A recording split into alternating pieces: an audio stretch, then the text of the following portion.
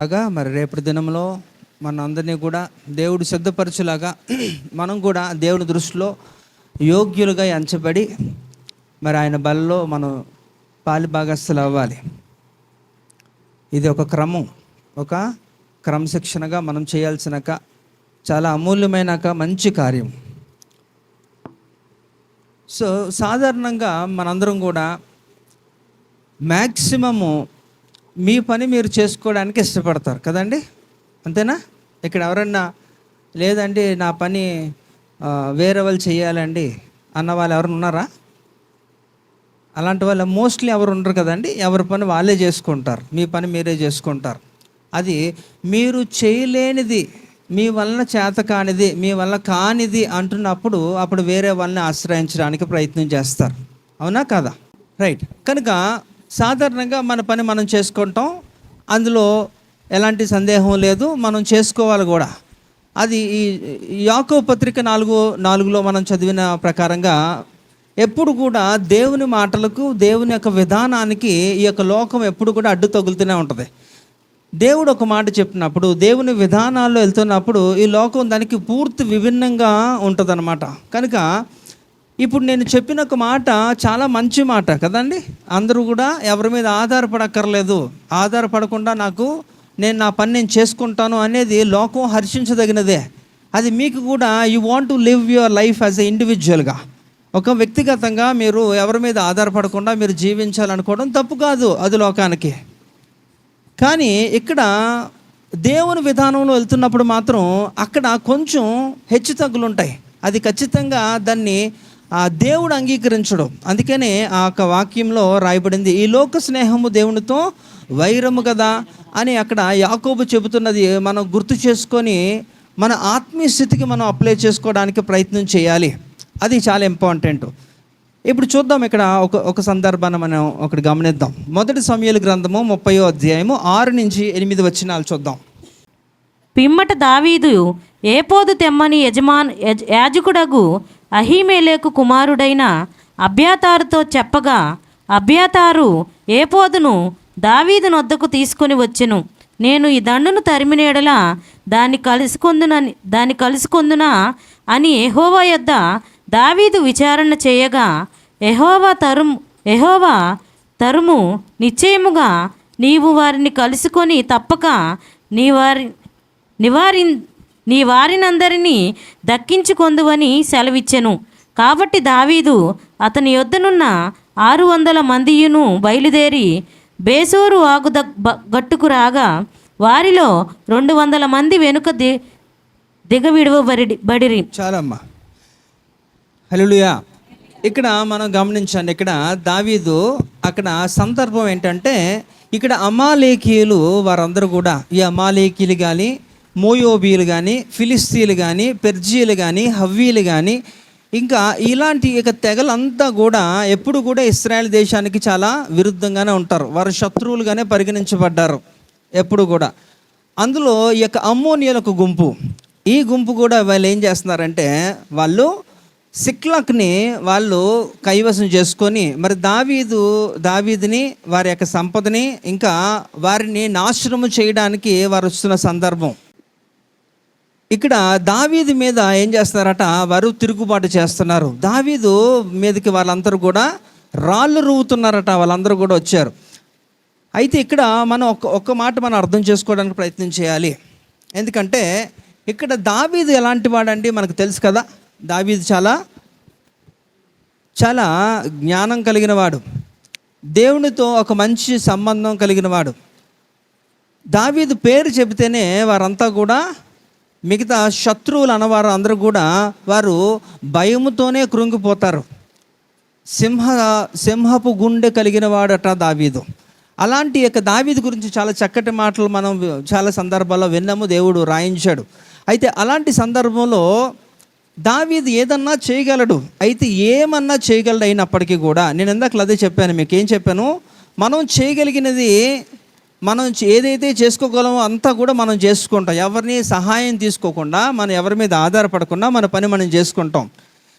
అయితే ఇక్కడ దావీదు ఏం చేస్తున్నాడు, దావీదు 40 సంవత్సరాలు మరి యొక్క చరిత్ర అంతట్లో కూడా చూసుకుంటే ఆయన ప్రతి దాంట్లో కూడా ఆయన దేవుని దగ్గర విచారణ చేస్తూ దేవుడిని అడిగి ఆయన ముందుకు కొనసాగాడు. అది యుద్ధ విషయంలో అవ్వచ్చు, లేకపోతే ఆయన తీసుకుంటున్న ఏ నిర్ణయం వెనకతలన్నా సరే అందులో దేవుని యొక్క ప్రమేయం ఉండాల్సిందే.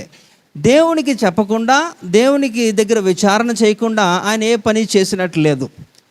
అందును బట్టే కదా అపోస్తలుల కార్యం 13వ అధ్యాయంలో 22వ వచనంలో మనం అక్కడ దేవుని చేత సాక్ష్యం పొందిన గొప్ప వ్యక్తిగా మరి దావీదుని మనం చూడొచ్చు. ఆయన ఏమంటాడు, ఈయన ఇష్టానుసారుడని, హృదయానుసారుడని, నా ఉద్దేశములను నెరవేర్చువాడని చాలా చక్కగా దేవుడే స్వయంగా మరి ఆయన గురించి ఇచ్చిన సాక్ష్యం. అది చాలా చక్కటి సాక్ష్యం.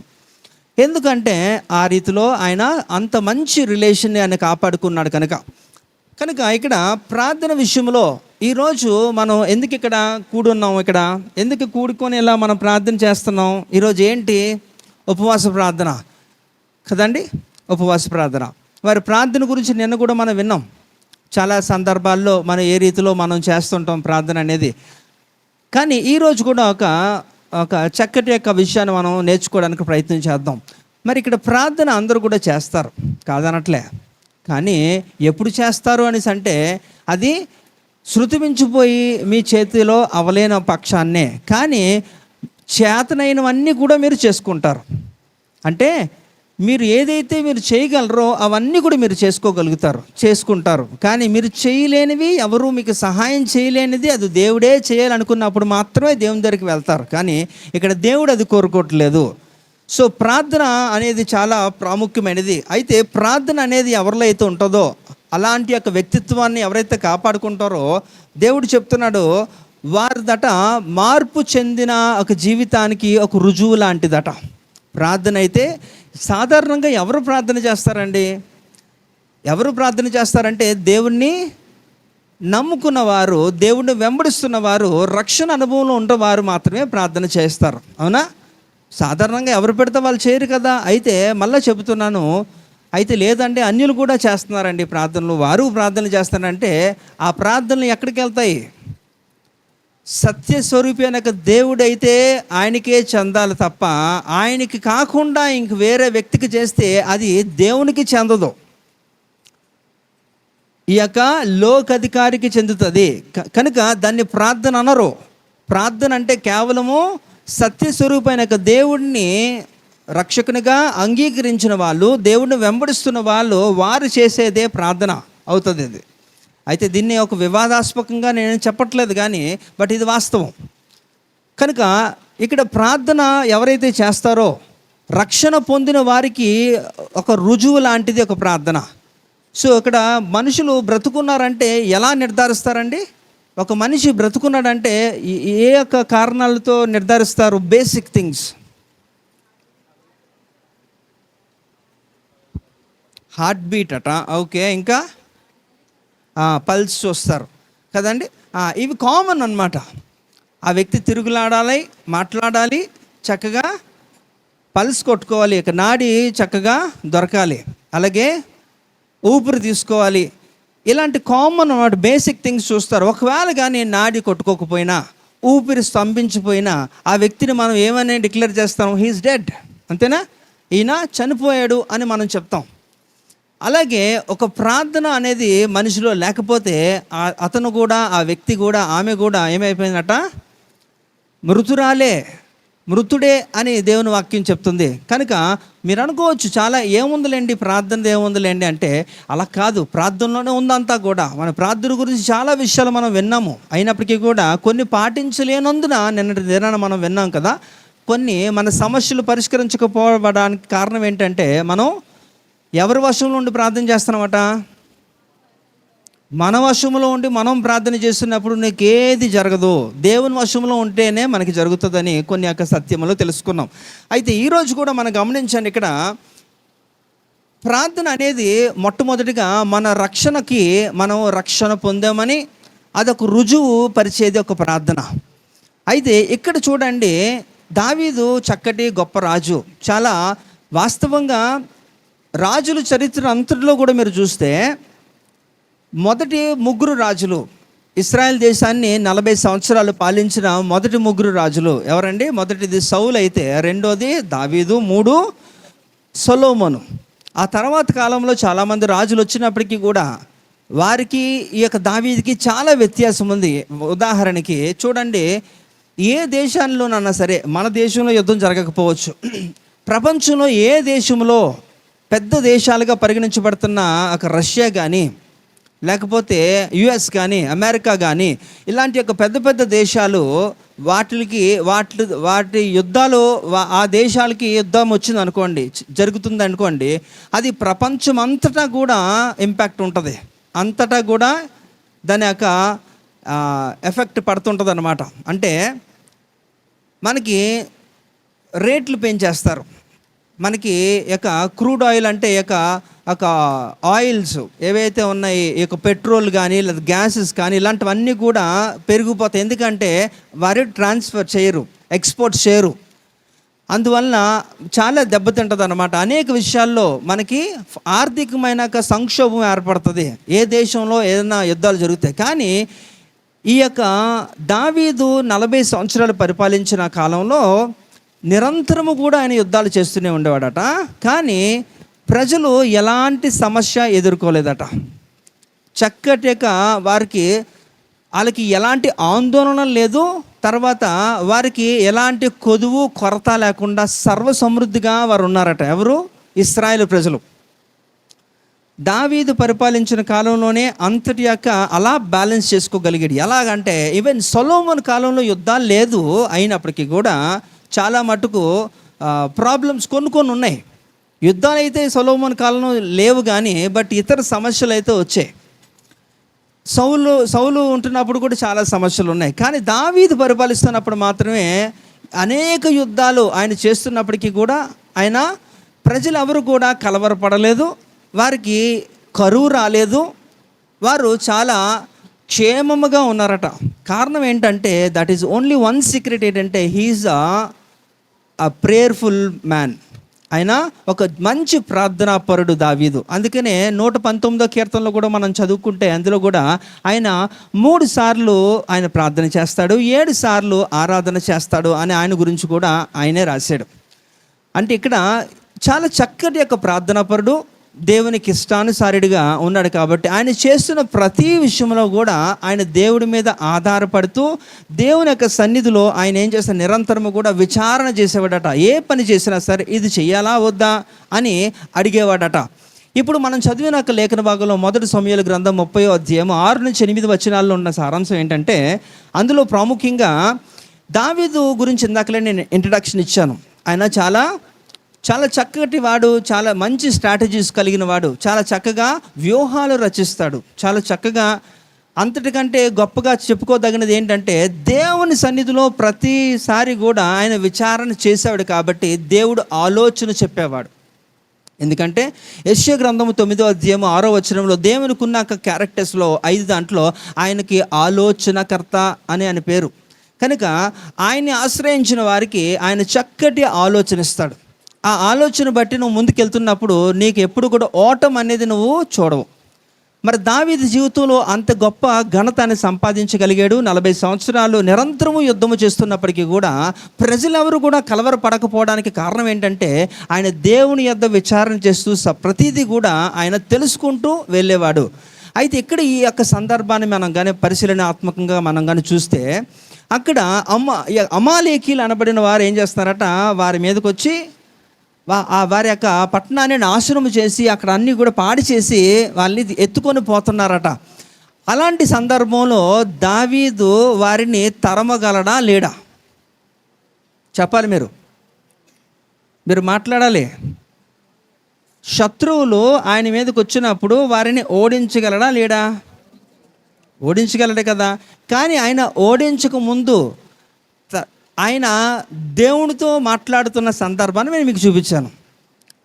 ఆయన యుద్ధానికి వెళ్ళలేదు, వెంటనే అడుగుతున్నాడు, ఏం చేయమంటావు, వాళ్ళు ఎలాగొచ్చారు నా మీదకి, నేను వారిని తరవాలా వద్దా అని అడుగుతున్నాడు. అక్కడ దేవుని యొద్ద విచారణ చేస్తున్నాడు. అంటే even though he can do successfully, ఆయన ఖచ్చితంగా ఆయన అడగక్కర్లేదు, ఆయన వెళ్ళి యుద్ధాన్ని చేసి ఖచ్చితంగా గెలిచేస్తాడు. ఎందుకంటే ఆయనకు అంత సామర్థ్యత ఉంది.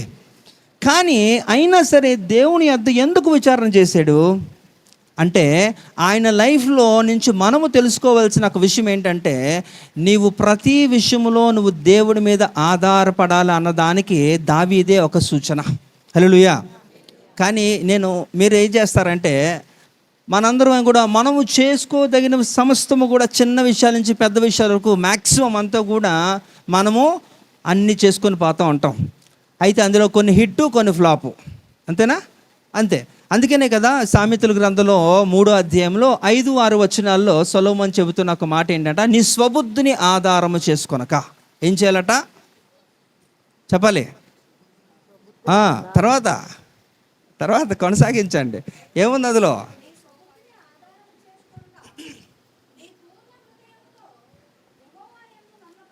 అది తర్వాత ఆయన అధికారము, తర్వాత నీ త్రోవలను, అదనమాట మ్యాటర్. కనుక మనం కొన్నిట్లో ఫ్లాప్ అయిపోవడానికి కారణం ఏంటంటే, we will not surrender ourselves కదా.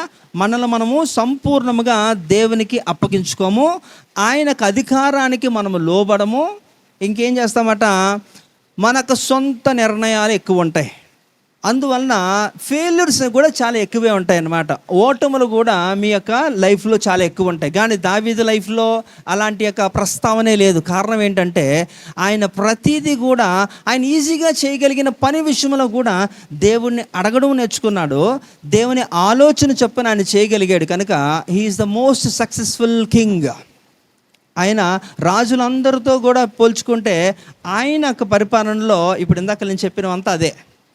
సాధారణంగా ఏ దేశానికి యుద్ధం వచ్చినా ప్రపంచం అంతటికీ కూడా కొంచెం కదిలింపు ఉంటుంది, వాళ్ళకి ప్రాబ్లం ఉంటుంది, ఏదో ఒక విషయంలో కొరత, రేట్లు పెంచడం లేకపోతే ఇంకేదో ఉంటుంది. కానీ నిరంతరము 40 సంవత్సరాలు యుద్ధం వాళ్ళు చేస్తున్నప్పటికీ కూడా ప్రజలు ఎవరికి కూడా ఏ బాధ లేదు, ఏ కొరత లేదు, చక్కగా సమృద్ధి, అట్ ద సేమ్ టైము క్షేమము కూడా. రెండు బ్యాలెన్స్ చేయడం అన్నది చాలా చాలా కష్టం. అది బైబిల్లో నిరూపించబడిన వాడిగా ఒక గొప్ప రాజుగా ఒక దావీదుకి చెల్లింది. అది కారణం ఏంటంటే, ఎవ్రీ మైన్యూట్ థింగ్ అనమాట. అంటే ప్రతి చిన్న విషయం కూడా దేవుని సముఖములో ఆయన అడిగి విచారణ చేసి దాని ప్రకారం ఆయన ముందుకు వెళ్ళాడు. కాబట్టి దేవుడు ఆయన త్రోవలను సరళము చేశాడు.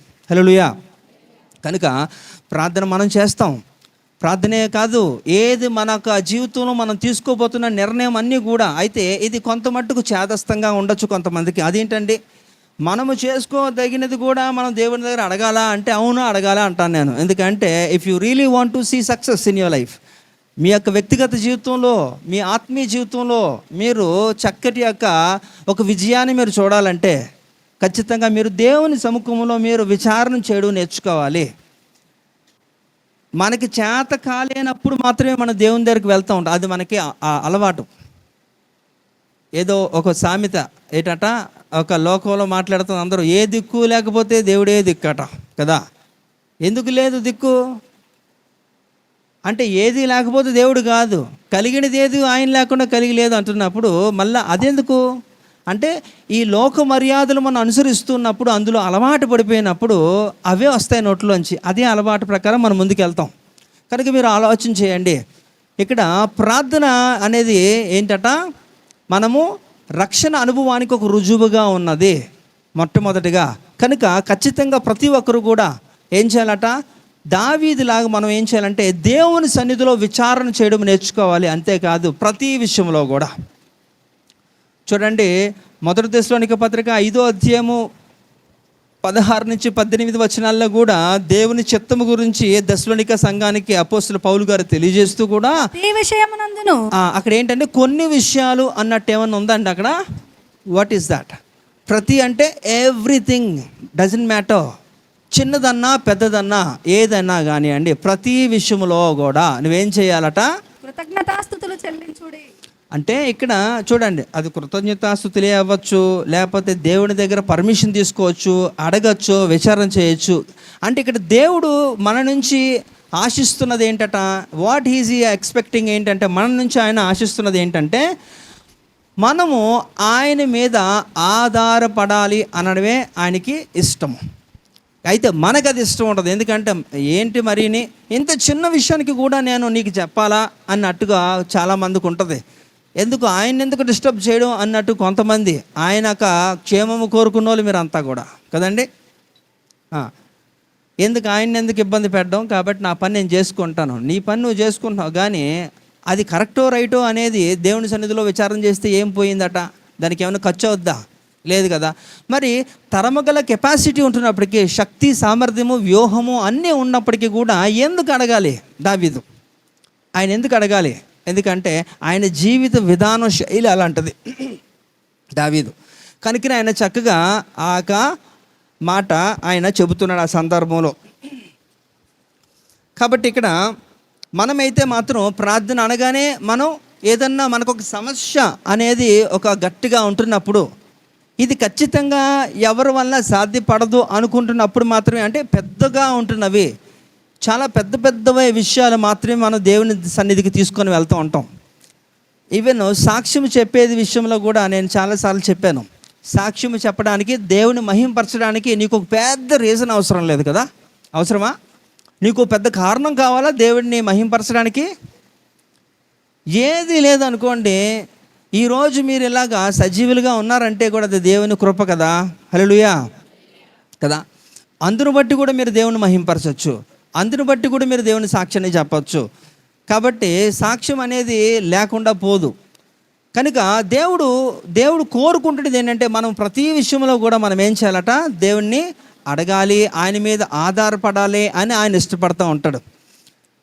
కానీ ప్రార్థన గురించి మనం మాట్లాడుతున్నప్పుడు ప్రార్థన అనేది ఎలా ఉండాలి కూడా మనం మాట్లాడుకున్నాం already. The prayer should be like a steering wheel కదండి. ప్రార్థన అనేది ఏంటట? ఒక స్టీరింగ్ చక్రం లాగా ఉండాలి. మరి కారుకి, బస్సుకి, ఇంకా లారీలకి, ఇవన్నిటికీ కూడా స్టీరింగ్ ఉంటుంది కదా. ఆ స్టీరింగ్ ఎప్పుడు వాడతారు? ఇక్కడ అందరూ వాళ్ళే స్టీరింగ్ ఎప్పుడు వాడతారండి? మగవాళ్ళు చెప్పాలి. కటింగ్లుగా అంతే, స్ట్రైట్ అవసరం లేదా? మరి అదే కదా చెప్పాలి.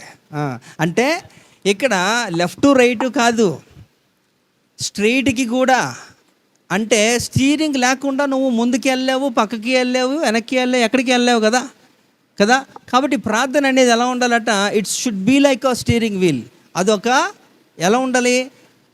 మనకు జీవితాన్ని నడిపించేదిగా ఉండాలి ప్రతినిత్యం. అంటే ప్రతి చిన్న విషయము, పెద్ద విషయము, అన్ని విషయాల్లో కూడా ఏంటంటే దేవుని మనం అడిగేవారుగా, ఆయన మీద ఆధారపడేవారుగా మనం ఉండాలనేది ఆయన కోరుకుంటున్నాడు. కానీ చాలామంది ప్రార్థన అనేదాన్ని ఎలా యూజ్ చేసుకుంటారంటే, ఒక స్పేర్ వీల్ లాగా, ఒక స్టెఫిన్ టైర్ లాగా వాడుతూ ఉంటారు. ఎప్పుడు వాడతారు స్టెఫిన్ టైర్? ఎప్పుడు వాడతారండి? గట్టి చెప్పాలి. పంచర్ అయినప్పుడు. పంచర్ ఎప్పుడో వద్ది కదా. అంటే మీ జీవితంలో ఏదో సరైన జల కొట్టాలి దేవుడు, మరి తిరిగి లెక్కకూడదు అప్పుడు అనమాట. అప్పుడు దేవుని దగ్గరికి వెళ్తారు. చాలామంది రెండో కోవకు చెందిన వాళ్ళు చాలామంది ఉంటారు. అసలు ఒక స్టీరింగ్ వీల్ లాగా ఉంటే నీకు పంచర్ పడే అవకాశమే ఉండదు కదా వాస్తవంగా. అంటే దేవుణ్ణి ప్రతి నిమిషము కూడా, ప్రతినిత్యము కూడా నీ జీవితంలో ఆయనకి అనుమతి ఇవ్వగలిగితే, ఆయన అధికారానికి నువ్వు ఒప్పుకొని నువ్వు కానీ లోబడితే నీకు ఆ ప్రాబ్లమే రాకుండా ఆయన చూసుకుంటాడు. కానీ అప్పుడు కూడా నీకు సమస్యకి పరిష్కారం అయితే దొరకచ్చేమో ఒక స్టెఫిన్ టైర్గా నువ్వు ప్రార్థన వాడుతున్నప్పుడు కూడా. కానీ నువ్వు నష్టపోతావు. నువ్వు నష్టపోయిన తర్వాత నువ్వు తెలుసుకుంటావు ఉపయోగం ఏముంది. కనుక బిఫోర్ సంథింగ్ బికమ్ వర్స్ట్. అందుకనే ఒక ఇంగ్లీష్లో ఒక సేయింగ్ కూడా ఉంటుందన్న, prevention is better than cure. అంటే ఏమో అంటే ఏంటి? ఒక రోగం వచ్చినప్పుడు దానికి మందేసి తగ్గించుకునే బదులు ఆ రోగం రాకముందే ముందే జాగ్రత్త పడి ఆ రోగం రాకుండా చూసుకోవడం బెటర్ కదా, వచ్చి బాగు చేసుకునే దానికంటే అని అర్థం అనమాట. కనుక దేవుడు మీకు అన్ని విధాలుగా, ఆయన ఎప్పుడు బిజీగా ఉంటారండి? మీరు చెప్పాలి ఇక్కడ వాళ్ళు. దేవుడు బిజీగా ఉంటాడా? ఎందుకంటే 850 కోట్ల మందిని ఆయన చూసుకోవాలి కాబట్టి ఎక్కడ ఖాళీ ఉంటుంది అనుకుంటారు. ఆయన సర్వాంతర్యామి అనండి. అంటే దాని అర్థం ఏంటి? ఇక్కడ ఉంటాడా? ఇక్కడ ఉన్నాడా? అమెరికాలో ఉన్నాడా? మీ ఇంట్లో ఉన్నాడా? అంటే ఎంతమంది దేవుళ్ళు మనకి? ఒకడే కదా. కానీ అంతటా కూడా విశ్వమంతటినీ వ్యాపించినవాడు కదా, విశ్వ బ్రహ్మాండములను చేసినవాడు దేవుడు. కనుక అంతటా కూడా ఉంటాడు ఆయన ఎంతో చూడండి, మనుషులు మాత్రమే మీరు దేవుడు చేశాడు అనుకుంటున్నారా? అంటే మనుషులు ఒక్కటే ఉన్నారా? దూతలు కూడా ఉన్నారు. ఇంకా మనుషులు దూతలు కాకుండా ఇంకెవరైనా ఉన్నారా? జంతువులు, పక్షులు, పురుగులు ఇవి కాదు. నాకు తెలుసు అవే చెప్తారని. లేరా ఇంకెవరును? అంతేనా? నేను చెప్పాను ఇది మీకు, ఎప్పుడు చెప్తా ఉంటాను ఏదో సందర్భం వచ్చినప్పుడు. ఒకసారి చూడండి 148 1-2 వచనాలు.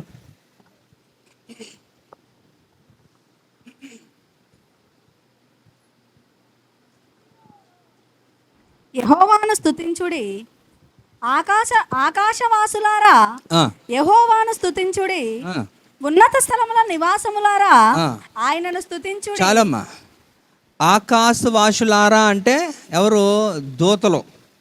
ఉన్నత స్థలముల నివాసులారా అంటే మీరు అనుకుంటున్నారేమో, ఈ యొక్క భూమిని ఆదికాండం 1:1 ఆది యందు దేవుడు భూమి ఆకాశములను సృజించెను అనేది తెలుసుకున్నప్పుడు ఆ భూమిలో మనమే కదా ఉన్నాం. ఓకే, ఆకాశవాసులు అంటే దూతలు, బాగానే ఉంది, హెవెన్లీ బాడీసు. మరి ఇంకా ఈ రెండే కాదు, దేవుడు ఇలాంటివి కొన్ని కోట్లు సృష్టించాడు. అవి మనకు తెలియదు. అందుకనే అంటే మనలాంటి జనాంగమే వారు కూడా ఎక్కడో ఉన్నత స్థలముల్లో ఉన్నారట. వారు కూడా అనేక వాళ్ళు మనం గ్రహాంతరవాసులు అంటామో లేకపోతే ఇంకేమంటామో, కానీ మొత్తానికి ఒక ప్రజలు అనేవారు చాలా వేరే స్థలాల్లో ఉన్నారు. వారు కూడా ఏం చేస్తున్నారట? దేవుడినే స్తుతిస్తారు. అందరికీ ఆయన దేవుడు. అందుకని అపోస్తలుల కార్యం 10:35-36 కూడా యేసు ప్రభు అందరికీ ప్రభు. అంతేనండి? మనకే కాదు, ఈ యొక్క విశ్వంలో ఉంటున్న వారందరికీ కూడా ఆయనే ప్రభు. కనుక అలాంటి యొక్క గొప్ప దేవుడు ఎంతో బిజీగా ఉంటారని మీరు అనుకుంటున్నారేమో. నిజంగా ఆయనకి ఎంతో పనులు ఉన్నప్పటికీ కూడా నువ్వు పిలిస్తే పలికేవాడు. హల్లెలూయా. ఎవరైతే 2-3 నా నామములో ప్రార్థన చేస్తారో వారి మధ్యనే నేను ఉంటానని మత్తయి సువార్తలో ఆయన తెలియజేస్తున్నాడు. హల్లెలూయా. కాబట్టి చాలా సులువు. కానీ ఇక్కడ ప్రాబ్లం ఏంటంటే మీరే బిజీ, మీరే దొరకరు, ఎప్పుడు కూడా బిజీ. అవదండి, తెలుసు కదండి, పని అండి, అదండి ఇదండి అంటారు, ఏదో ఒక సాకులు చెప్తూ ఉంటారు. అంత గొప్ప దేవుడే ఆయనే దొరుకుతూ ఉంటాడు, కానీ మీరు మాత్రం దొరకరు. కనుక ఇక్కడ ఆలోచించండి, దేవుడు మనల్ని ఎప్పుడు కూడా ఆయన ఆలోచిస్తుంటాడు, మన గురించి ఎప్పుడు ఆయన ఆలోచిస్తుంటాడు. మీ తల్లిదండ్రులు మిమ్మల్ని కొన్ని సందర్భాల్లో ఆలోచించరేమో, వదిలేస్తారేమో, మర్చిపోతారేమో, పని ఒత్తిడి వలన లేకపోతే ఇంకేదో కారణాల వలన. కానీ దేవుడు ఎప్పుడు కూడా మనలను విడిచిపెట్టేవాడు కాదు. నేను ఎన్నడూ విడువను, ఏమాత్రము ఎడబాయను అని ఆయన వాగ్దానం చేస్తున్నాడు. కనుక నిరంతరము కూడా ఆయన ఎప్పుడు పిలిస్తే అప్పుడు పలికే దేవుడు, మన మధ్యలో ఆయన నివాసం చేసే దేవుడు. ఎందుకంటే మీ సమస్యలు మీరు బలహీనులని అని తెలుసు కాబట్టి ఆయన ఈ యొక్క మాట చెప్తారు. 1 పేతురు 5:7 మిమ్మల్ని గూర్చి ఆయన చింతించుచున్నాడు కనుక మీ చింత యావత్తు కూడా ఆయన మీదే కదా. అంతేకాదు, మీరు బాగా టైర్డ్ అయిపోయి, వ్యక్తిగత జీవితంలో బాగా టైర్డ్ అయిపోయి, శారీరకంగా బాగా నలిగిపోయి, ఆత్మీయంగా కృంగిపోయిన స్థితిలో కూడా నా దేవుడికి తెలుసు కనుకనే ఆయన మీకు విశ్రాంతిని కలుగజేస్తున్నాడు. మత్తయి సువార్త 11:28 ఏంటట? భారం మోస్తున్న సమస్య జనులారా నా ఎదుకు రండి, నేను మీకు విశ్రాంతిని కలుగజేస్తాను. ఎవరు చెప్తారు ఈ మాటలు? ఎవరు చెప్పరు. మన దేవుడు చెబుతాడని కాబట్టి ఆయన వాగ్దానం చేసిన వాడు నెరవేర్చేవాడు. నెరవేరుస్తాడా లేదా? ఆయన ఎంతన్నా నమ్మదగిన వాడు కదా. కనుక ఇలాంటి దేవుడు మనకు ఉంటున్నప్పుడు, మన గురించి ఒక వ్యక్తి నిరంతరం ఆలోచిస్తున్నప్పుడు, మనమే ఆయనకి అవైలబిలిటీలో లేనప్పుడు కూడా నీ కొరకు ఆయన ఎప్పుడూ నువ్వు పిలిస్తే, అందుకనే కీర్తనకారుడు అంటారన్నమాట, నిజముగా మొరపెట్టి వారికి, యథార్థముగా మొరపెట్టి వారికి ఆయన సమీపస్తుడు కదా. ఆయన ఎప్పుడు కూడా మనకి అందుబాటులో ఉంటాడు, కానీ మీరే అందుబాటులో ఉండరు, చూసుకోండి. కనుక అలాంటి దేవుడు ఎప్పుడు మన నుంచి కోరుకుంటున్నది ఒకే విషయం ఏంటంటే, మనం ఎప్పుడు కూడా ఆయన మీద ఆధారపడి బ్రతకాలనుకుంటాడు. అయితే ఇక్కడ ఏదో మిమ్మల్ని తక్కువ చేసి మిమ్మల్ని చేతకాని వారుగా చేయాలనేది దేవుని ఉద్దేశం కాదు అక్కడ. అంటే he wants to have that close intimacy. ఏం చేయాలట? ఆయన మీతో అంత దగ్గర సంబంధం కలిగి ఉండాలనుకుంటున్నాడు. ఎందుకు? సింపుల్. ఎందుకంటే ఆయన మిమ్మల్ని ప్రేమిస్తున్నాడు కాబట్టి. అంతేనా? ఇంకేమైనా ఉందండి? మీ నుంచి ఆయనకి ఒరిగేదేముంది? గట్టిగా చెప్తే ఏమి ఇవ్వగలరు మీరు? ఏం చేయగలరు మీరు? మీరేమీ చేయలేరు. మీ నుంచి ఆయనకి ఏమీ కూడా పెద్దగా ఏమీ లేదు.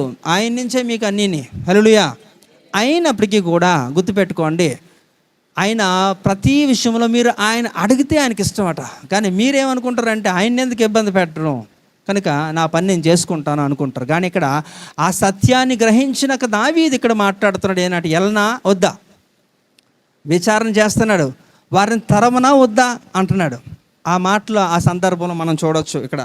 కనుక ఇక్కడ దేవుడు ఎప్పుడు కూడా మనం ఆయన మీద ఆధారపడి జీవిస్తే ఆయనకి నచ్చుతుంది కనుక ఆయన చెప్తున్నాడు.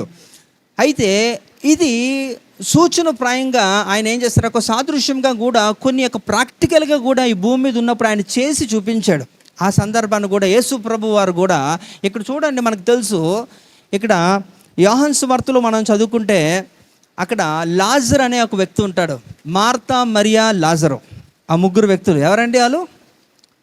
వాళ్ళెవరు?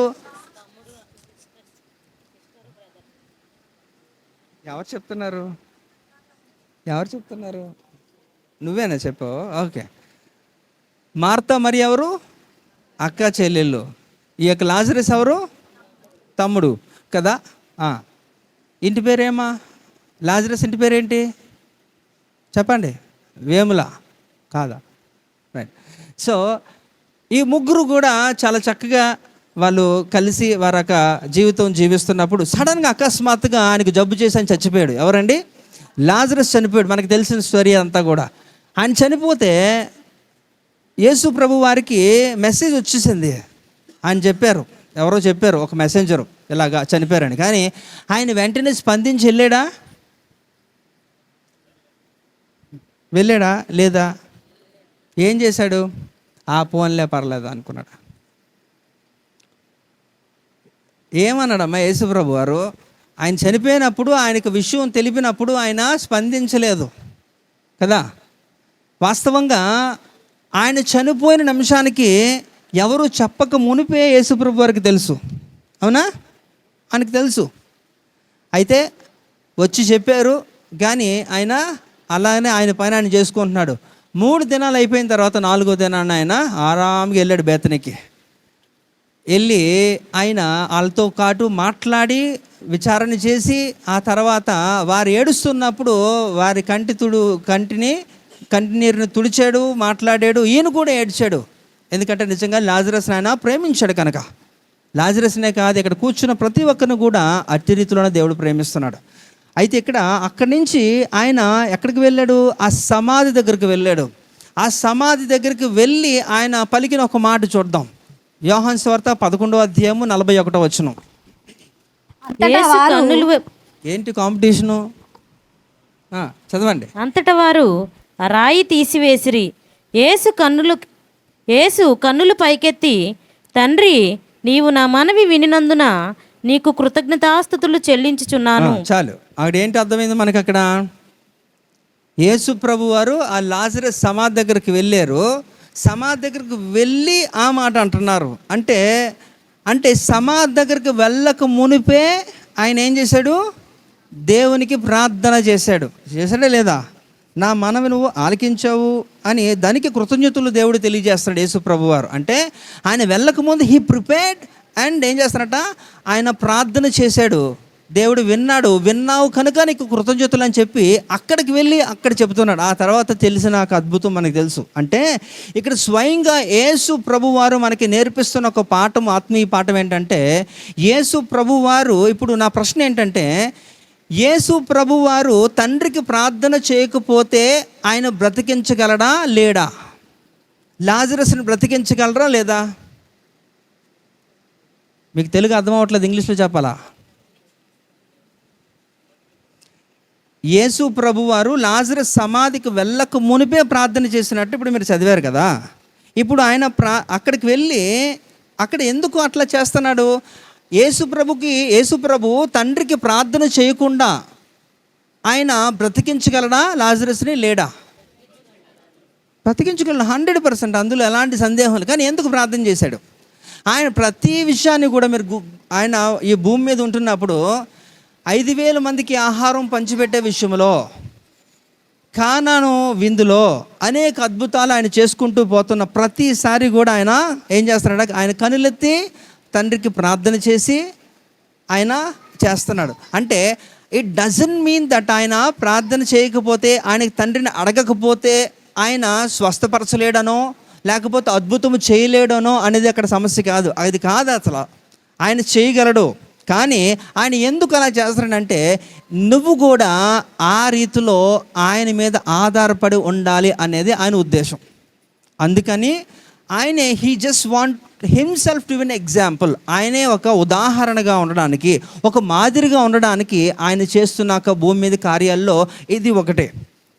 కాబట్టి ఆయన ఏం చెప్తున్నాడంటే, మనమందరం కూడా మనము ఆయన మీద ఆధారపడి ఉండాలి అనేది ఆయన కోరుకుంటున్నాడు.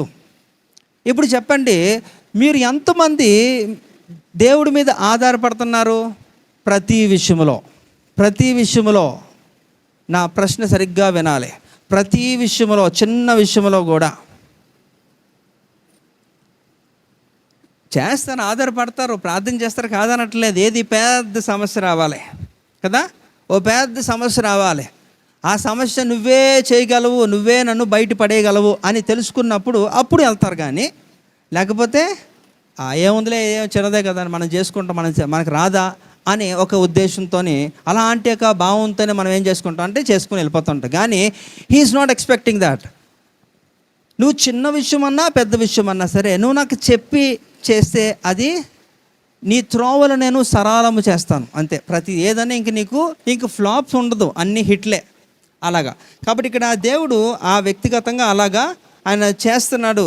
మనకి ఇండైరెక్ట్గా కూడా మనకి ఒక మెసేజ్ ఇస్తున్నది ఏంటంటే, నువ్వు కూడా నేను ఏ రీతిలో నా తండ్రి మీద ఆధారపడుతూ ఈ భూమి మీద ప్రతి కార్యము నేను చేస్తున్నానో ఆ రీతిలోనే మీరు కూడా నా మీద ఆధారపడి మీరు చెయ్యాలి అనేది. అందుకని చూడండి, తండ్రి గొప్పవాడు, ఇక్కడ కుమారుడు గొప్పవాడా, తండ్రి గొప్పవాడా, లేకపోతే పరిశుద్ధాత్ముడు గొప్పవాడా అంటే ముగ్గురు గొప్పలే, ముగ్గురు దేవుళ్ళే. అలాగనే మూడు దేవుళ్ళు కాదు, మనకి త్రిత్వము కలిగిన త్రియేక దేవుడు అంటే ఒక దేవుడే, కానీ 3 లక్షణములు కలిగిన వాడు. అది త్రిత్వం గురించి చాలామందికి కన్ఫ్యూజన్ ఉంటుంది. అది పెద్ద టాపిక్. అదే నేను సమయం ఎప్పుడన్నా నాకు కుదిరినప్పుడు నేను మీకు తెలియజేస్తాను చాలా క్లియర్గా, స్పష్టంగా. మనకు ముగ్గురు దేవుళ్ళు కాదు, ఒకడే దేవుడు కదా. కానీ ఆ దేవుడిలోనే యొక్క దైవ లక్షణములు యొక్క ముగ్గురు వ్యక్తులుగా వారు పరిగణించబడ్డారు.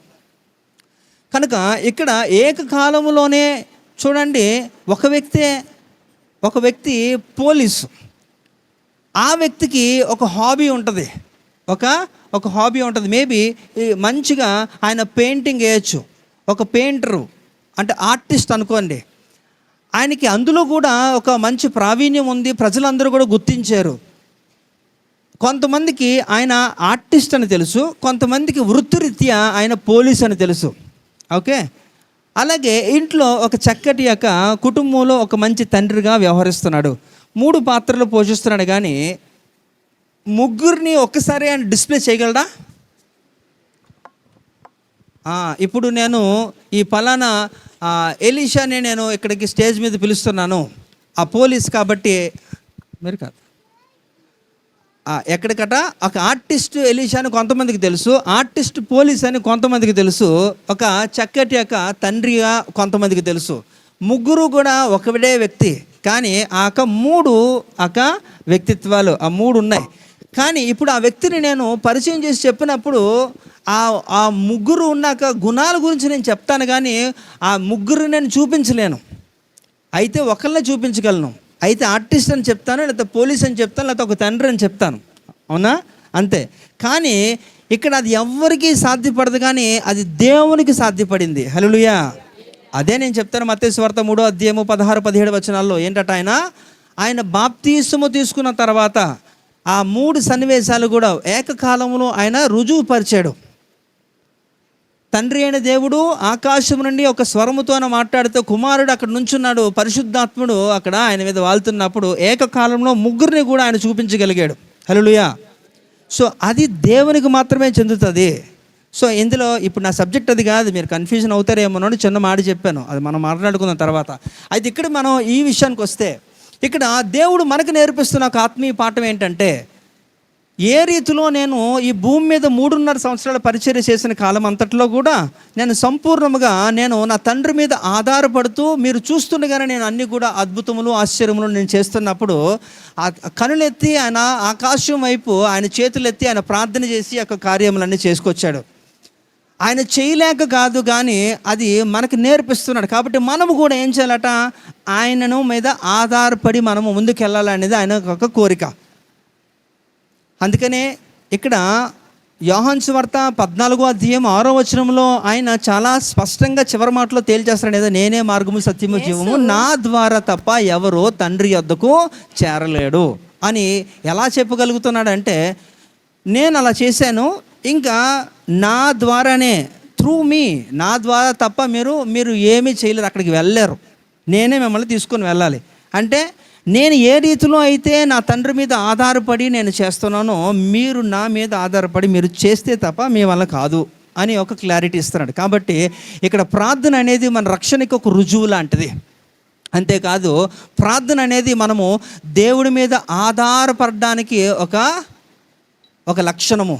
అంటే ఏదో నీకు అవసరం ఉంటున్నప్పుడు మాత్రమే కాదు, అన్ని సమయాల్లో కూడా నువ్వు దేవుడిని విచారణ చేయాలా, దేవుడికి ప్రార్థన చేయాలి. ప్రతి చిన్న విషయము పెద్ద విషయం అయినా సరే అనేది కూడా దేవుడు ఇక్కడ తెలియజేస్తున్నాడు.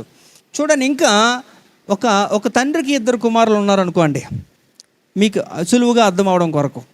ఒక తండ్రికి 2 కుమారులు ఉంటే, ఇద్దరు కూడా వారు ఊరు ప్రయాణంకి వెళ్ళాలనుకున్నారు. అయితే పెద్దవాడు అంటున్నాడు తండ్రితో, నాన్న నేను ఊరు వెళ్తున్నాను, సాయంకాలం ఊరు వెళ్ళిపోతున్నాను, అన్నీ సర్దేసుకున్నాను అని చెప్పాడు. చిన్నవాడు అంటున్నాడు, నాన్న నేను ఊరు వెళ్దాం అనుకుంటున్నాను, వెళ్ళాలా వద్దా అని అడుగుతున్నాడు. ఇప్పుడు తండ్రి ఎవరిని ఇష్టపడతాడు? నేను మాట్లాడుతుంది తెలుగే, నాకు సమాధానం అయితే రావట్లేదు. ఎందుకని?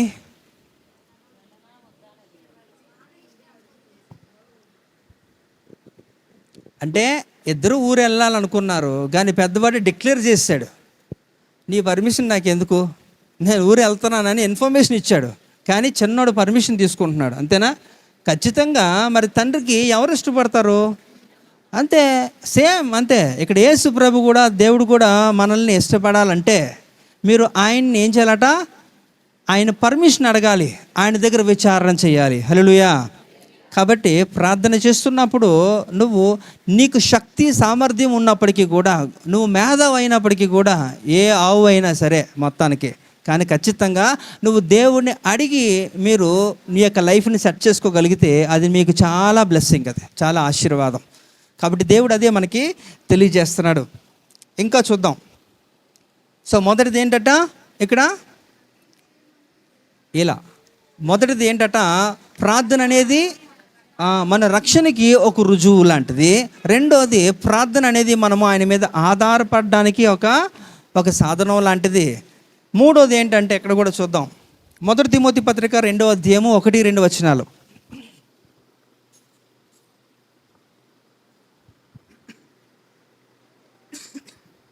మనము సంపూర్ణ భక్తియు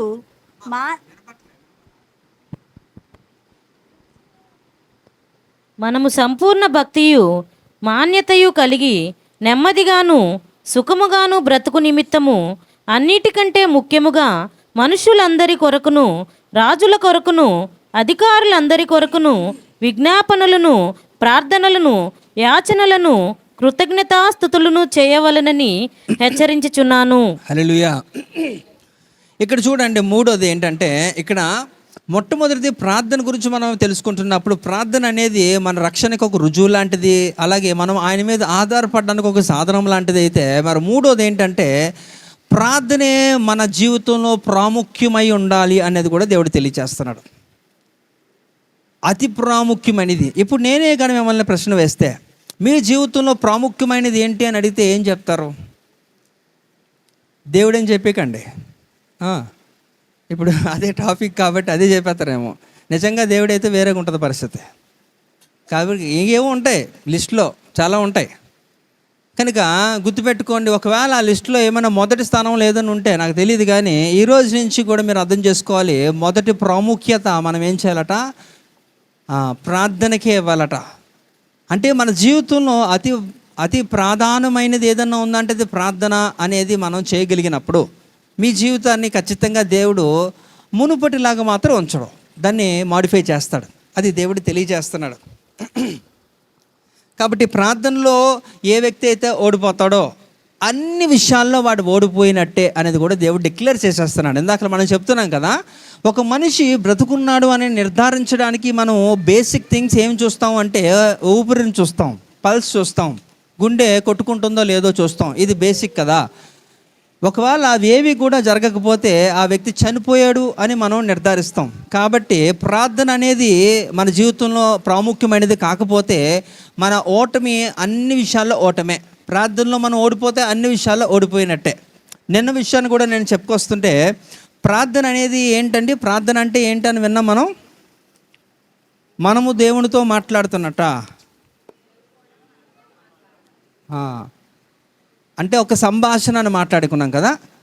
సంభాషణ మినిమం ఇద్దరు వ్యక్తులు ఉండాలి కదా. ఏదైనా ఒక విషయాన్ని మాట్లాడాలంటే ఇతరులు వాళ్ళతో మనం వాళ్ళు మనతో మాట్లాడాలి, ఆ యొక్క సంభాషణ జరగాలి.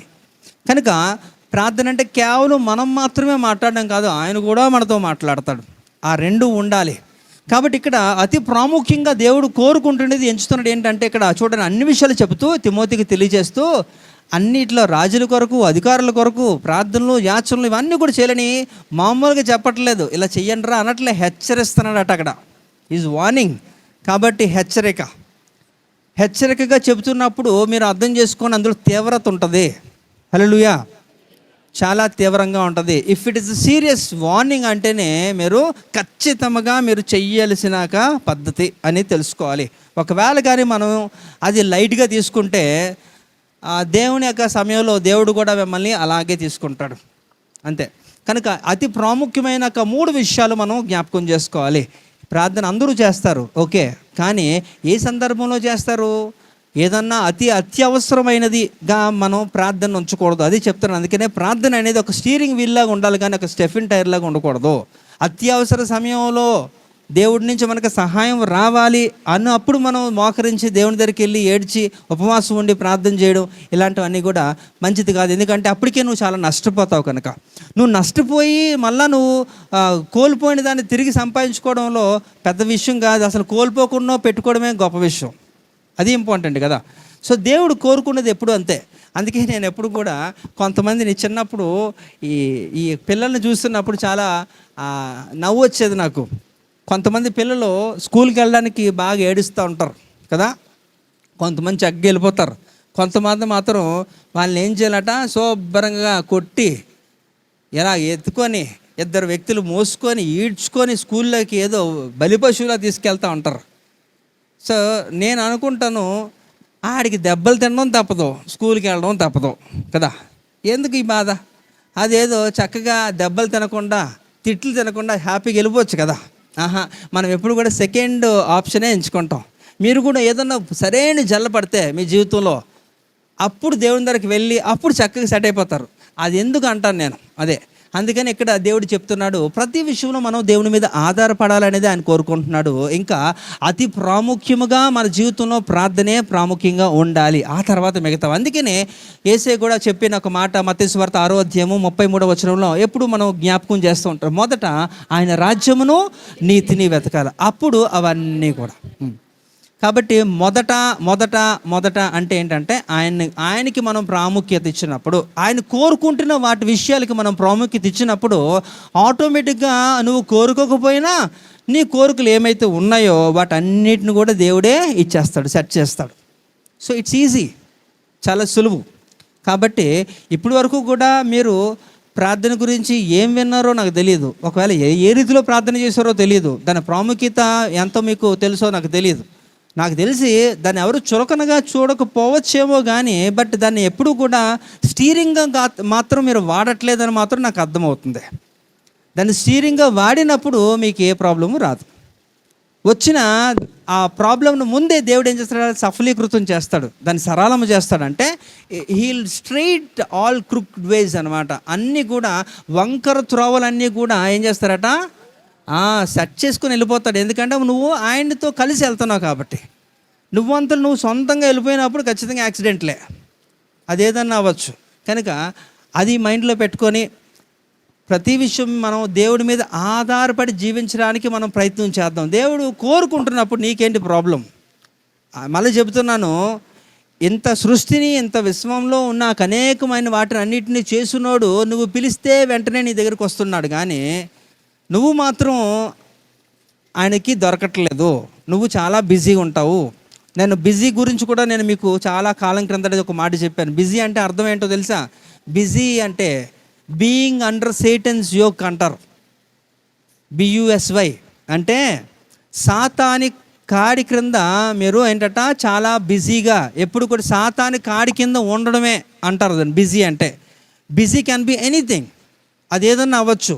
మీ చదువుల్లో అవ్వచ్చు, లేకపోతే ఉద్యోగము వ్యాపారాలు అవ్వచ్చు, కుటుంబ పరిస్థితులు బాధ్యతల్లో బిజీ అయిపోవచ్చు. బట్ డజంట్ మీన్, మరి గుర్తుపెట్టుకోండి, it is always the God should be your first priority.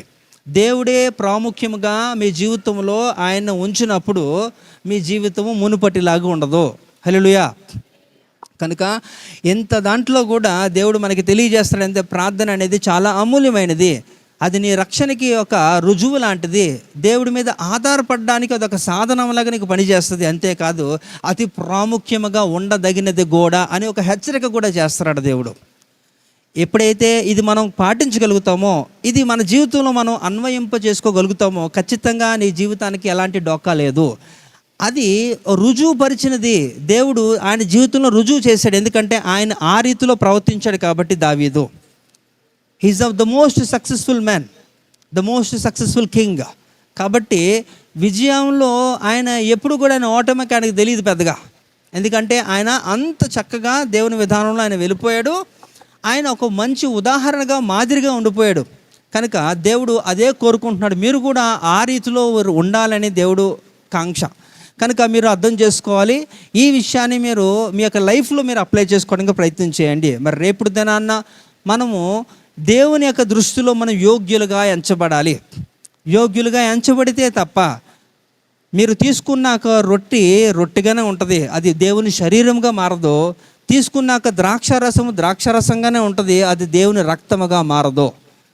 అది ఆయన శరీరముగా మనం వివేచించి, ఆయన రక్తముగా మనం పరిగణించి మనం తీసుకున్నప్పుడు నీ జీవితంలో గొప్ప కార్యము దేవుడు చేస్తాడు. అది ఎలాంటిది అన్నప్పటికీ కూడా. అయితే అది తీసుకోవడానికి ఖచ్చితంగా నువ్వు ఆయన దృష్టిలో యోగ్యుడిగా ఎంచబడాలి. ఎంచబడాలంటే నువ్వేం చేయాలా?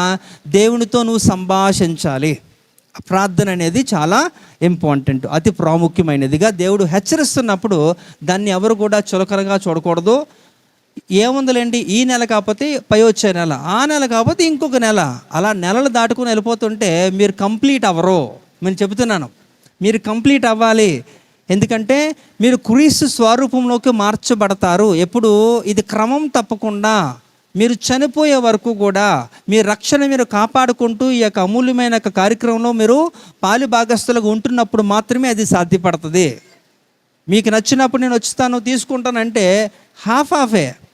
అందుకే చెప్తాను, మత్తయి సువార్త 5:48 ఎప్పుడు కూడా గుర్తుపెట్టుకోవాలి. మన పరలోకపు తండ్రి పరిపూర్ణుడు. కాబట్టి మనము కూడా అలాగ ఉండాలంటే మీరు సగము తయారయ్యి సగం అయిపోయారు అనుకోండి, సగాన్ని దేవుడు ఎప్పుడు తీసుకొని వెళ్ళడు. దేవుడు he'll take a perfect things, అన్నీ పరిపూర్ణముగా సంపూర్ణముగా ఉన్న వాటినే దేవుడు తీసుకెళ్తాడు. అది పరిశుద్ధత, నీతి, యథార్థత, ఏదన్నా మాన్యమైన భక్తి అనే ఏదన్నా కానివ్వండి, అది సంపూర్ణముగా దేవుని దృష్టిలో యు ఆర్ పర్ఫెక్ట్ అని డిసైడ్ అయిపోయినప్పుడు ఈ యొక్క ర్యాప్చర్ టైంలో, ఎత్తబడే టైంలో మిమ్మల్ని సంపూర్ణంగా ఆయన తీసుకొని వెళ్తాడు. కనుక ఇవి చాలా ప్రాముఖ్యమైన విషయాలుగా మనం పరిగణించుకొని మనం దాన్ని మన జీవితంలో అన్వయింపజేసుకున్నప్పుడు మీకు ప్రభు బలలో పాలు ఉంటుంది. మిమ్మల్ని మీరు సిద్ధపరచుకోండి. కనుక ప్రార్థన అనేది చాలా ప్రాముఖ్యమైనది, దాన్ని ఎవడు కూడా నిర్లక్ష్యం చేయకండి. హల్లెలూయా. దేవుడి యొక్క కొద్ది మాటలు మీ వెనుకల్లో ఫలించును గాక.